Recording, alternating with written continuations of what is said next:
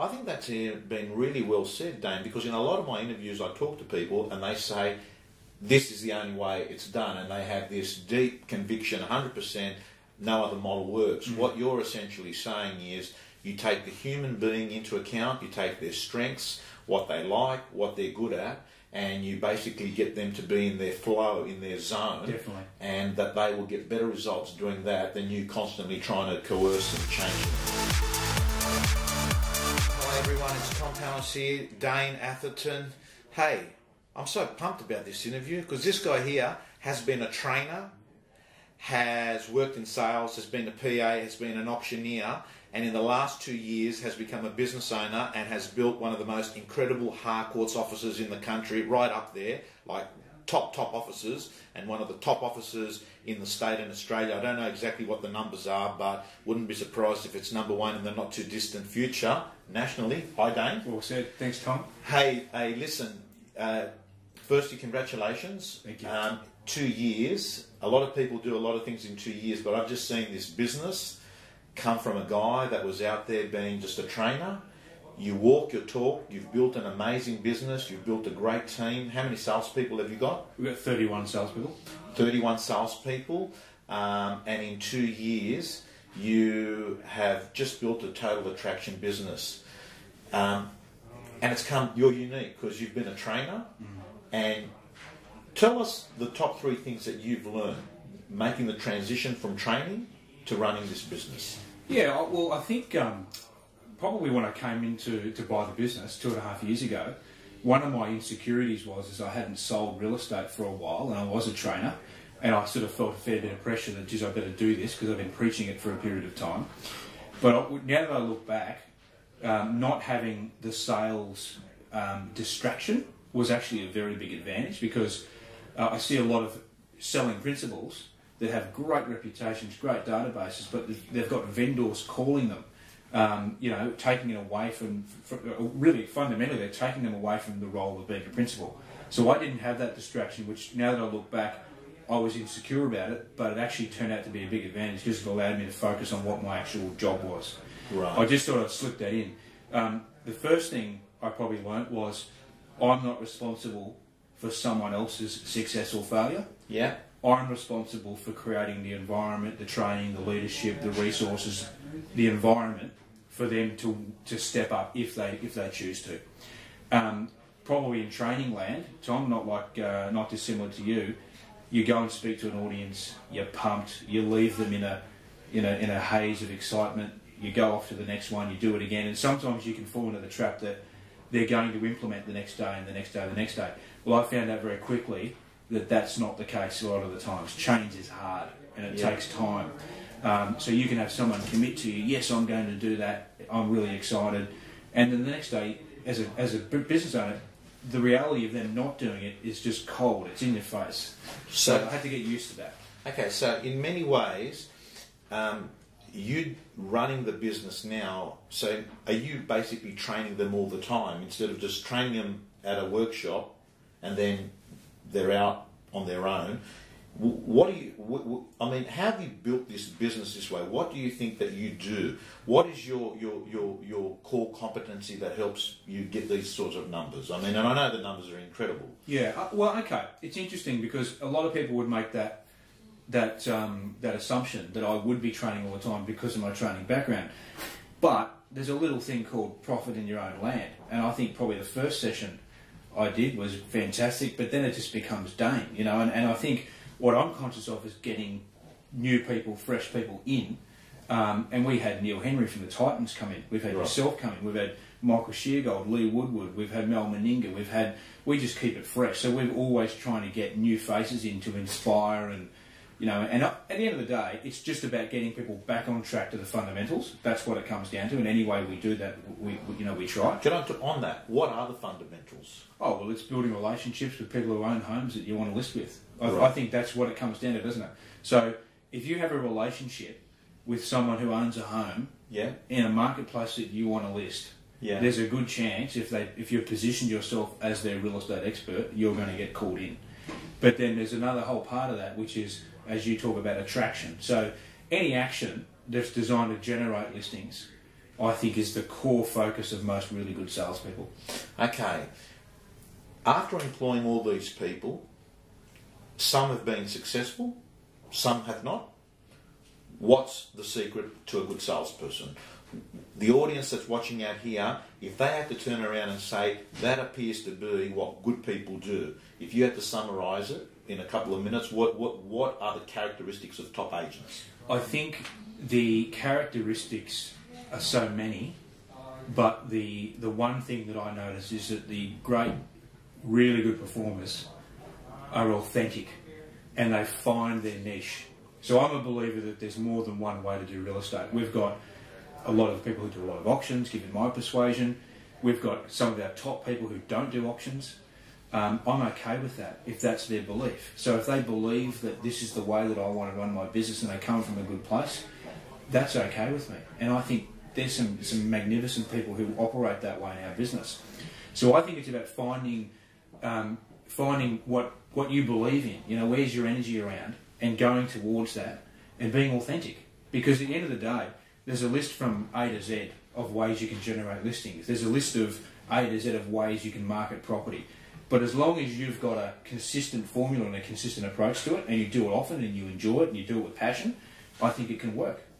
Okay, so what you're saying is you've noticed your best people might not necessarily all be the same. They do different paths, but what is the same is that they are doing what they believe in, and that belief is about trust and authenticity because they feel comfortable and they might like it and they believe in it and they're good at it, and that appears to be the successful model. Absolutely. And if you really drill down on all of our top people, they've all got 1, 2 or 3 consistent go-to actions or strategies that they use to generate listings.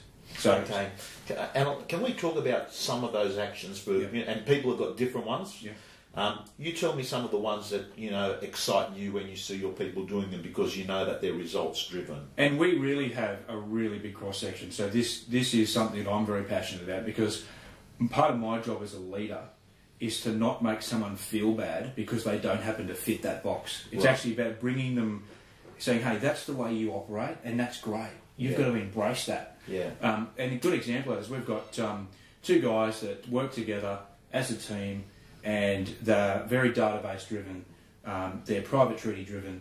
They do great marketing on via internet, and they really run a great database model. So every single person that comes through their open home, every realestate.com inquiry, they follow up and they're sifting through all of those opportunities. They're consistent with their listings, their flyers and market reports, and they're just consistent about that kind of marketing. They're consistent about it, and as a result, that consistency, they do 8 to 10 sales per month, month in, month out. As a team, too. As a team. Then we've got another person who's been with us 6-7 months now. She came from a business where she was told that databasing is the way to go and pure data, which does have a great place in our industry, no doubt about it. But see, she needed to get to what she was great at, and what she's great at is getting in front of people and getting them to market their properties loudly to attract buyers, and by doing that, that creates an attraction business. So she runs a very attraction model where the phone rings for people who want to list, she goes and lists the home. She runs that model beautifully. For me to go and pull her away and say, hey, do 10 before 10 and get 20 emails of pure data, that would be silly of me to do that because it's not right for her. So I'm a big believer in finding out what the niche of that salesperson is and bringing that out in them.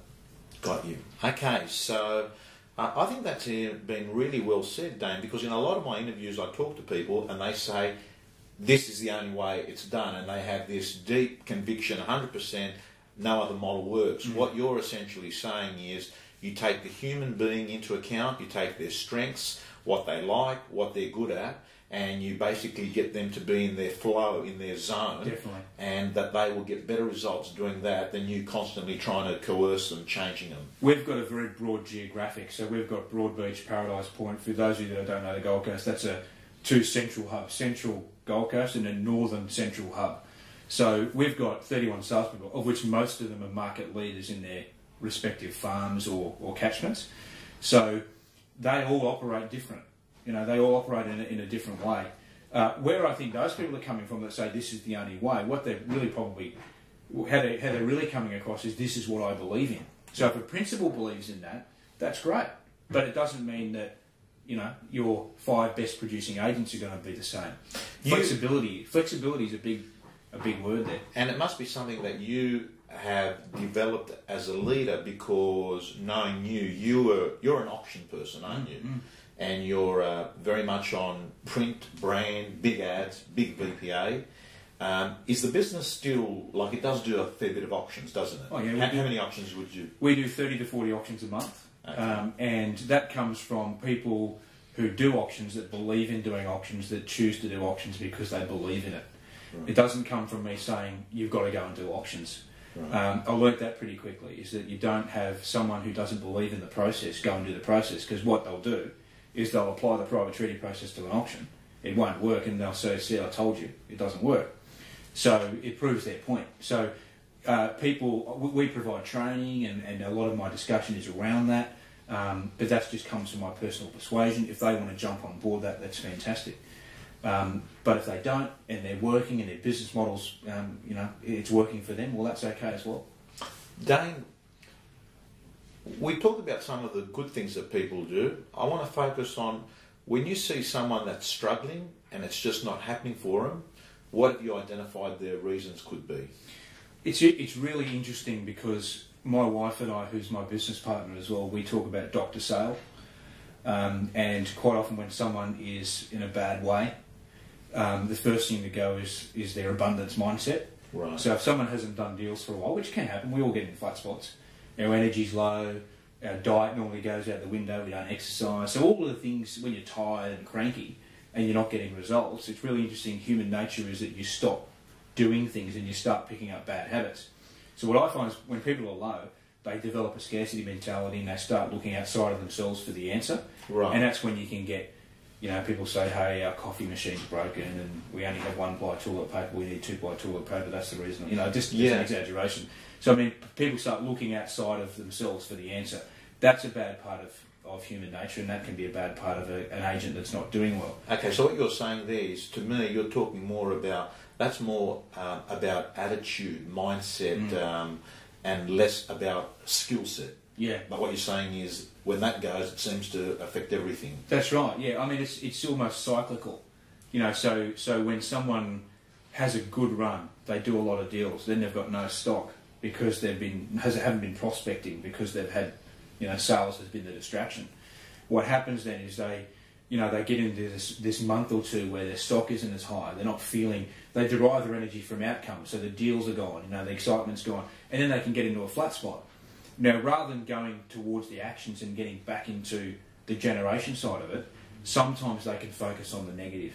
And that's what you've got to be careful with. And part of my role is to bring those people back on purpose. Okay. And one of my favourite quotes to bear in mind with that is, the results are none of our business, just the actions. You know, so if you go towards the actions, the results are going to come. And the results are none of your business, because they'll just work themselves out there at the end. Okay, I like that. That's gold. You know that I like stopping things when something's hot, and I thought the way that you have eloquently said that, Dane, the results are none of our business, the actions are. And to me, that's liberating, because it's something you can control. It doesn't feel like, you know, when you can't control something, you feel a little bit like there's no power. You feel like you feel like you're caught, that it's luck, it's other people's things are out of your control. And what you're basically saying is, focus on the activity, focus on the process, and the proceeds will come. Great example of that. You might be sitting in your office right now. Let's imagine the phone rings on one of your listings, and it's a red hot buyer that wants to do a cash contract today at full list price.